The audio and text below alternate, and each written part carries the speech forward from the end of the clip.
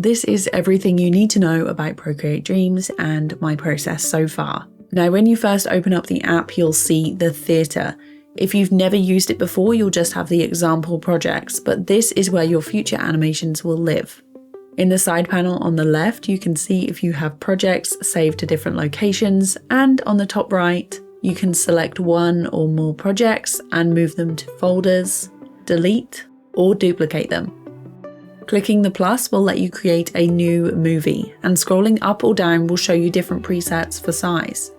As default, the projects are set to 4K, which I wouldn't recommend if you're working on a lower spec iPad or you just want to test some rough animation. Tap 4K to choose another resolution like HD, which is usually what I use for my videos and animations on YouTube. Tap the 3 dots in the right hand corner to choose your frames per second and duration. I would recommend a lower frame rate for frame by frame animation. However, if you're working with video for something like rotoscoping or animation on top of video with the performance tool, you can go higher to match the frame rate of your footage. If you want to change this later, you can do this in the project's movie settings. However, just keep in mind this may affect the speed of your animation if you've already started working. Choosing Draw will open up a project with a new track set to Draw and Paint. Choosing Empty will have no tracks. In the new project, you have 2 sections. The timeline at the bottom, and then at the top, you have the stage and backstage. The stage is where you will see your animation preview. It will be the area that exports when you're finished. However, you can only draw on this area and the backstage while in Draw and Paint mode. On the left of the timeline, you can click this to go back to the theatre and see your other projects or make a new one. Beside it is the title of your project, and you can tap it to access your movie settings. Properties allow you to change your frames per second, duration, and size of the canvas. Stage has the option to blend your onion skin, and I tend to leave this off, but you can test it out and see which you prefer. Timeline is for setting your playback mode, and for this I prefer to use loop, which will automatically replay your animation when the playhead reaches the end. Ping-Pong will play to the end and then start playing in reverse, while one shot will play through once and stop. In Share, you have quick export to a video and images as frames, which exports to a folder of PNGs with one image for each frame of your animation. Then there's current frame, which you can save or send as a single PNG. Just make sure your playhead is on the frame you want to export in the main project before you do this. In the advanced settings, you have a few more choices. For me, I'd set it to H.264 and document size. If you're working at a high resolution, scaling down is easy and maintains quality. I wouldn't recommend scaling up, so if you're working at 720p or HD, don't export at 4K. Next, I set this to MP4 and keep the audio as AAC. In the Preferences tab, these are up to you, and the only thing I've turned off is painting with fingers. Back in the main project area, we have the ruler, which shows the seconds and frames of your project. Use 2 fingers to zoom in or out, double tap to focus on a section, and again to get a closer look at individual frames.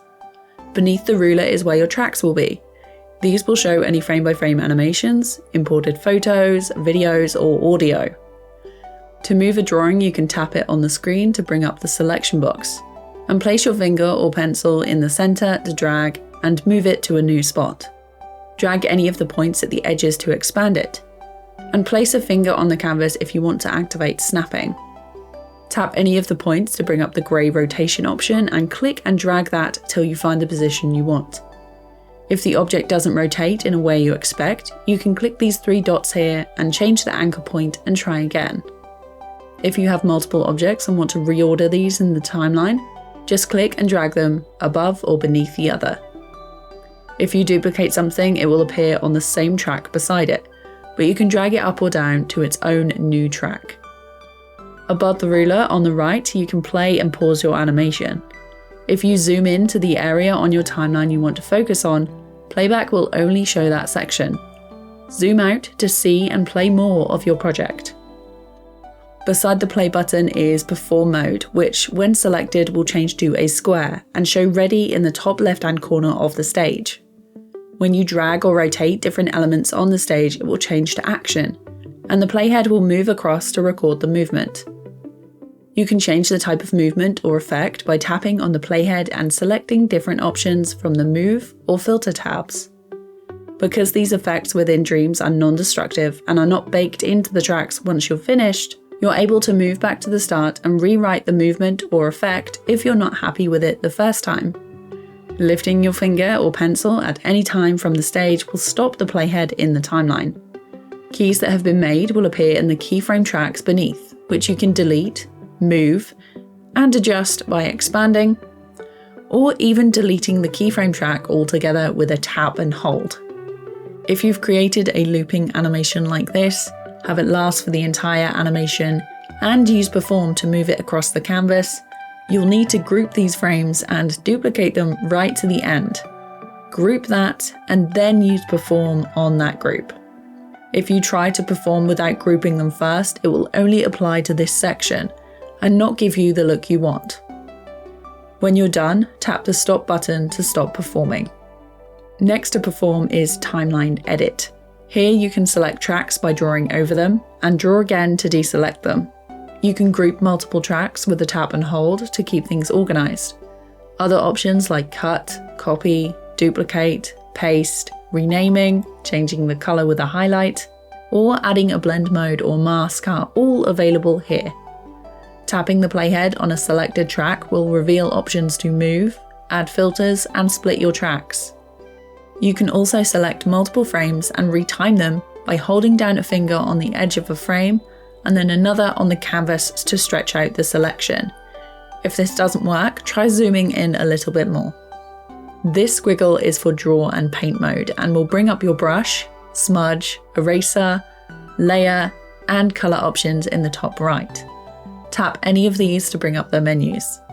If you want to import a brush pack or colour palette and already have Procreate, you can bring both programs up in a split screen. Drag the mini panel up from the bottom of your iPad and drag over the Procreate app to the side of the screen to split it. If you don't have Procreate in this mini menu, go to your home screen and drag it there.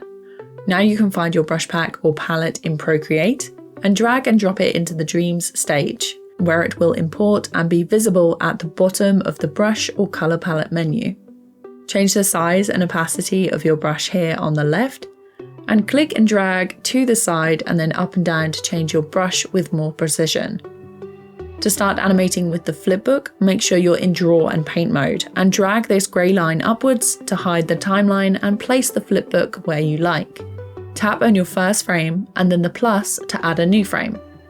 Create your second drawing and continue as much as you like. You can tap and hold the frames to find other options to cut, copy, duplicate, paste, or clear the frame altogether. Tap the timecode on the left just above the timeline to see your onion skin options, and change your background colour. Selecting transparent here will also allow you to export a PNG sequence with transparency. So if you want to composite in another program or convert your animation to another file type, which is not currently supported by Dreams, you can do so. Selecting Show Onion Skin and then Edit will allow you to change the colour, opacity, and how many frames you want to be visible before and after your current drawing. Personally, I like to have 2 on either side, with blue for previous frames and red for my next, with both set around 50% opacity.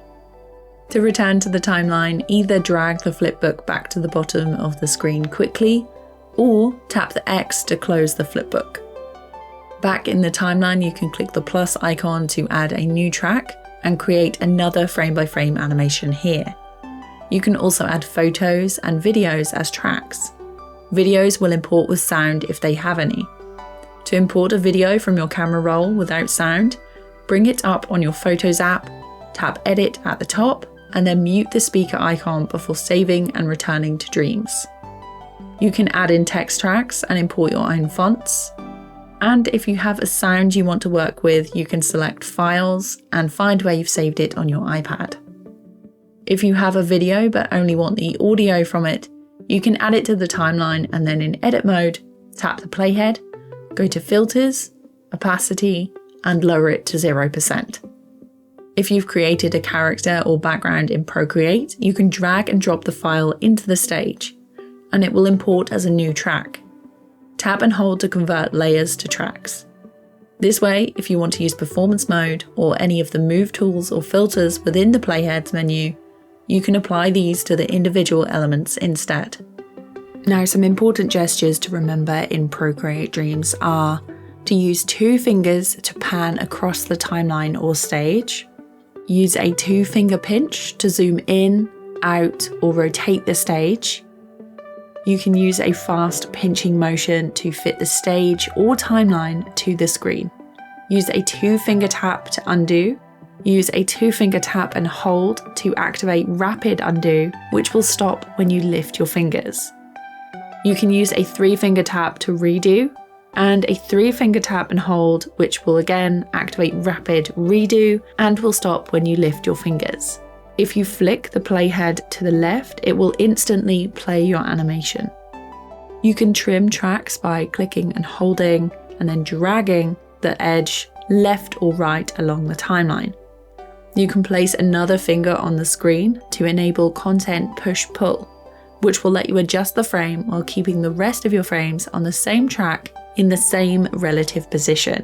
You can select multiple frames in edit mode and repeat this motion to extend the frames by 1 or more drawings. Double tap to zoom into an area, and use 3 fingers on the timeline to slide left to reduce it, slide them right to extend it. Using 3 fingers and an up motion will allow you to see the frame previews, and sliding them down will reduce them. While moving, transforming, or rotating, place another finger on the screen while you do so to enable snapping. Use a 4-finger tap to show the full screen preview of your animation, and tap with 1 finger to bring up the play button and back option. You can also close this again with a 4-finger tap. So far, my animation process in Dreams is very linked to Procreate. And this means before starting an animation, I'll make a style frame with the color palette and brushes I want to use in Dreams. My layers will be neat and organized, already set up with the proper blending modes, which I can use to structure my animation in Dreams. Like importing brush packs and color palettes, you can drag and drop projects from Procreate into Dreams, and they will appear as a track on the timeline. I'll resize if I need to, and then tap and hold to convert layers to tracks. And this will give me the structure for my animation within a group. In the final project, my layout looks like this. I have the background flats first, then a 4-frame loop which I've grouped and applied the divide blend mode to, and then duplicated the group across the timeline till the end of the animation. Next is the hair movement, and these strands are all on individual tracks as single drawings, and filled in with colour on the same layer as the lines. I then use the distort option within the Move tab of the Playhead menu to add keyframes with Perform. Within the Modify menu, I chose a higher motion filter to make things smoother. And when they all move together like this, I think it looks quite nice and was definitely a lot quicker than animating the strands by hand, especially since there is no reference option for colouring your line work yet, which makes things much more tedious to colour by hand or duplicate the line work and colour that, which is what I did for the eye blink. To give the eye a little movement, I used the boiling line technique by redrawing the eye and creating a 3-frame loop for the open eye. On a layer above the coloured line art, I used a clipping mask to add shadow and set the blend mode to multiply. The coloured line art and shadow was grouped and duplicated until it was time for the blink, which I used the highlight option to add a different colour marker to. Above that, we have the 4-frame colour loops of red, blue and yellow blobs. These were duplicated across the timeline and grouped so blending modes and movement with Perform mode could be applied. Now, there are some features and tools missing from Procreate Dreams, so here's a video about what we can expect for future updates and what is on my wish list for Dreams.